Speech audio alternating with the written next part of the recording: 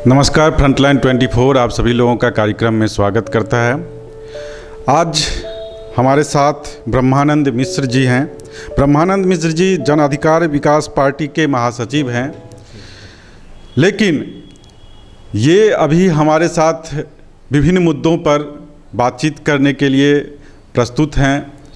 बिहार में शिक्षा और कृषि की क्या हालत है, यह किसी से छुपा हुआ नहीं है और शिक्षा और कृषि के मुद्दे को लेकर के कई सवाल ब्रह्मानंद मिश्र जी के पास है जो सत्तासीन लोगों से पूछना चाहते हैं। ब्रह्मानंद मिश्र जी के पास एक सवाल है, चुनाव क्यों और आपका वोट क्यों। हम उनसे जानना चाहेंगे कि आखिर उनके पास यह सवाल क्यों है और किस लिए है। धन्यवाद ब्रह्मानंद जी, आपका कार्यक्रम में बहुत बहुत स्वागत है। मेरा पहला सवाल है, आपने जो कहा है कि चुनाव क्यों और आपको वोट क्यों, इस सवाल पर मैं को थोड़ा सा आप स्पष्ट कीजिए कि आप क्यों ये सवाल कर रहे हैं। देखिए, सबसे पहले हम समस्त बिहारवासी और मिथिलावासी को प्रणाम करते हैं और आपके मीडिया प्रभारी को भी धन्यवाद देते हैं जो आप हमारे इंटरव्यू लेने के लिए यहाँ आए हैं। देखिए, पहला क्वेश्चन है जो आज़ादी के बाद 75-73 वर्ष के दौरान में क्या डेवलपमेंट हुआ है और किस तरह से डेवलपमेंट हुआ है, तो उसी पर हम कह रहे हैं कि कैसी पद्धति होनी चाहिए जिसके अनुसार से समस्त भारत का हो और बिहार का हो विकास हो सके। इसी पर हम आपको बता रहे हैं कुछ पॉइंट जो मेरे पास है। जो देखिए, अभी तक अगर बिहार की बात किया जाए तो बिहार में 22 यूनिवर्सिटियां हैं। 22 यूनिवर्सिटियां बिहार में है, तो इसमें से जो 14 यूनिवर्सिटी जनरल यूनिवर्सिटी है जहाँ पे बीए बीकॉम ये सब की पढ़ाई होती है। जबकि हम बिहार को कहते हैं कृषि प्रधान राज्य। कृषि प्रधान राज्य कहने के बाद यहाँ पे 2 एग्रीकल्चर यूनिवर्सिटी है, 2 मात्र एग्रीकल्चर यूनिवर्सिटी है और 6 एग्रीकल्चर कॉलेज हैं। अब वेटनरी यूनिवर्सिटी यहाँ है ही नहीं। प्रोफेशनल यूनिवर्सिटी एक है, प्रोफेशनल कहिए या टेक्निकल यूनिवर्सिटी कहिए एक है, जिसमें एडुकेशन का सबसे बड़ा आज के डेट में अगर हब कहा जाए तो प्रोफेशनल एडुकेशन है। और उसके बाद जो आपका मुद्दा है एग्रीकल्चर है। एग्रीकल्चर में आपका वेटनरी हो गया, उसके बाद आपका फिशर हो गया। अब इस पर हम संक्षिप्त में आपको विश्लेषण दे रहे हैं। जैसे आपका बिहार में 14 यूनिवर्सिटी जो है उसके रिगार्डिंग जनरल कोर्स के लिए आपका 453 कॉलेज है पूरा बिहार में। और यहीं पर एग्रीकल्चर के मामले में अगर आप लेते हैं तो सिर्फ 6 यूनिवर्सिटी कॉलेज हैं, 2 यूनिवर्सिटी और 6 कॉलेज हैं। तो आप बताइए कि कृषि प्रधान क्षेत्र में एग्रीकल्चर के लेके इतना कम क्यों, इस तरह का स्थिति क्यों है, इस पर गवर्नमेंट क्या कर रही है, जबकि हम एग्रीकल्चर पे ही डिपेंड हैं। और एग्रीकल्चर यहाँ पे हमारे पास एडुकेशन ही नहीं है, ये मतलब जगह ही नहीं मिलता है कहाँ पे एग्रीकल्चर के लिए अध्ययन करने के लिए जाएं, या हम दूसरे स्टेट जाना पड़ेगा। तो दूसरे स्टेट जाने पड़ेगा तो इससे तो अच्छा है कि हमारे बिहार में ही ये व्यवस्था हो एग्रीकल्चर के लेके। उसके बाद हमारा देखिए बिहार में मत्स्य पालन के लिए भी बहुत अच्छा व्यवस्था है और फिशर के लेके रिगार्डिंग एक भी यूनिवर्सिटी नहीं है। फिशरी पढ़ाई के लिए एक भी यूनिवर्सिटी आपका बिहार में नहीं है। लेकिन आप एक चीज़ कहिए, एक कॉलेज अगर फिशरी के लिए है तो उससे क्या बेनिफिट है। आज के डेट में हर गांव में जाइए तो हर जगह देखिएगा कि मवेशी रहता है। वेटनरी के रिगार्डिंग बिहार में ना तो यूनिवर्सिटी है, एक कॉलेज वेटनरी के रिगार्डिंग बिहार में है। शिक्षा और एग्रीकल्चर की हालत सच में यहाँ पर बहुत बदहाल अवस्था में है। आज तक इस मुद्दे पर गंभीरता से बात भी नहीं की गई है और ना ही किसी ने इस मुद्दे को सीरियसली उठाया है। लेकिन आप इस मुद्दे को उठा रहे हैं और आप कह रहे हैं कि चुनाव क्यों और आपको वोट क्यों। ये अभी विधानसभा चुनाव का वक्त है, इसी वक्त को क्यों चुना गया। ये देखिए, इस समय को इसलिए चुना गया है कि जनता वोट करने से पहले एक क्वेश्चन पूछे, जो प्रतिनिधि आ रहे हैं उनसे पूछे आप मेरे लिए क्या कर रहे हैं। और आने वाले जनरेशन के लिए क्या दे रहे हैं? एक सिंपल सी आपको हम कह रहे हैं, बिहार में आपका 72,000 के लगभग में स्कूल है, जिसमें प्राइमरी स्कूल अगर कहिएगा 1 से 5 तक 45,000 के नियर अबाउट है। 45,000 का है, 25,000 का अपर प्राइमरी है, 6 to 8 है, उसके बाद 2500 आपका हाई स्कूल है, 2200 के करीब में 10+2 है बिहार सरकार के अंतर्गत, जिसमें अगर 1 से 8 तक का अगर आप विश्लेषण करते हैं तो 1,61,00,000 विद्यार्थी पर ईयर पढ़ रहे हैं। ठीक है, पर ईयर पढ़ रहे हैं, जिसके लिए अभी अगर शिक्षक कहिएगा तो 1 से मतलब 3 लाख के करीब में नियर अबाउट उसमें शिक्षक हैं। तो 101 शिक्षक पढ़ जाते हैं, 110 बच्चे पर एक शिक्षक पढ़ रहे हैं। उसके बाद सबसे बड़ी चीज़ है मिड डे मील में हम कितना खर्च कर रहे हैं।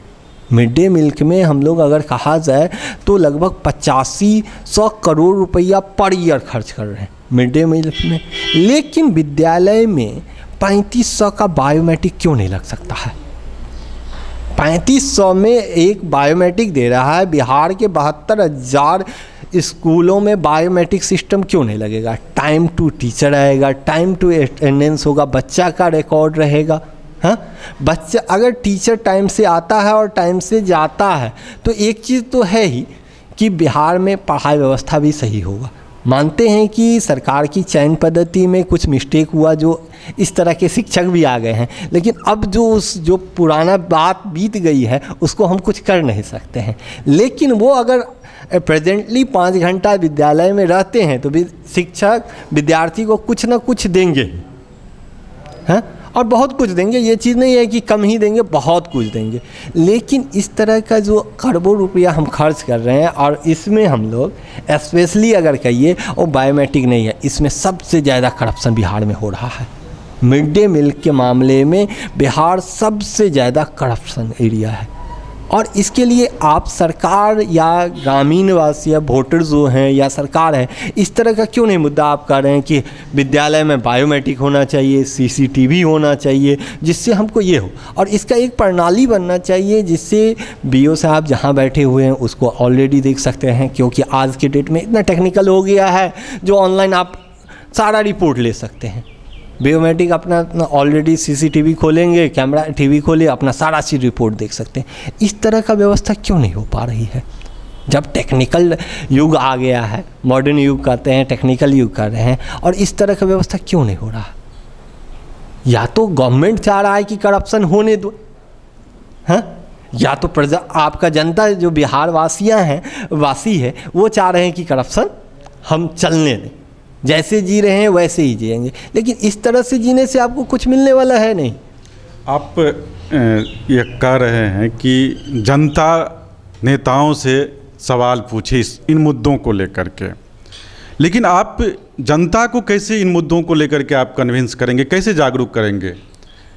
देखिए, इसके लिए तो या तो हम जनता के पास पहुँचे, तो इतना तो पहुंचना संभव है नहीं, तो हम सोशल मीडिया या मीडिया का सहारा लेके ही जनता को इस चीज़ से अवगत करवा रहे हैं, क्योंकि इस मैटर को लेके आपको चलना होगा। आज हम एक चीज़ कर रहे हैं, पूरे बिहार या हमारा जो भी बच्चा होता है हायर एजुकेशन के लिए जाता है, तो हम लोग कहते हैं कि प्रोफेशनल कोर्स की तरफ मूव करो, जनरल कोर्स आप BA BCom नहीं पढ़ते, क्योंकि आपको एक सर्वे के अनुसार से कह रहे हैं सिर्फ 18-19 का मिथिला यूनिवर्सिटी में 1,77,000 ग्रेजुएशन के लिए अप्लाई हुआ।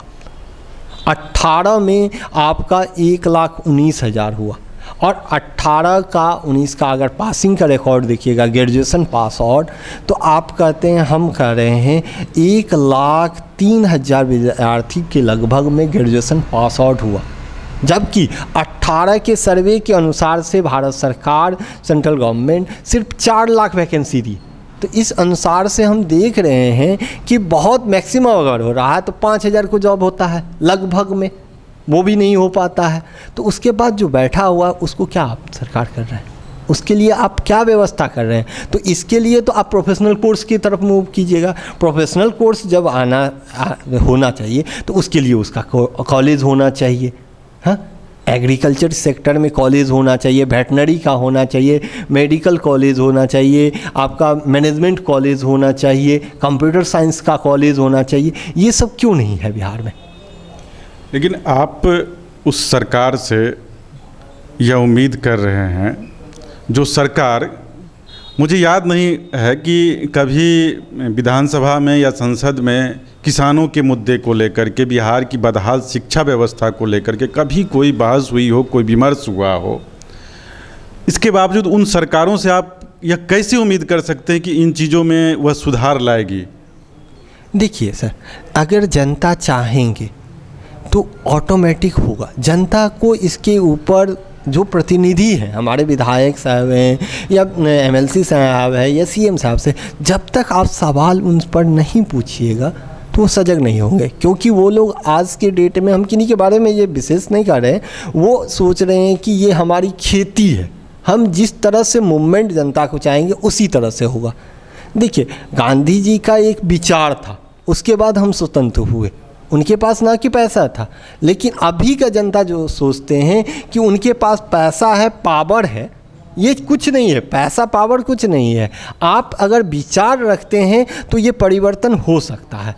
क्योंकि उस समय में, जिस समय में भारत आज़ाद हुआ, उस समय में था कि जनरल कोर्स का मांग था, लेकिन आज के हिसाब से अगर कहिएगा तो प्रोफेशनल कोर्स की मांग है।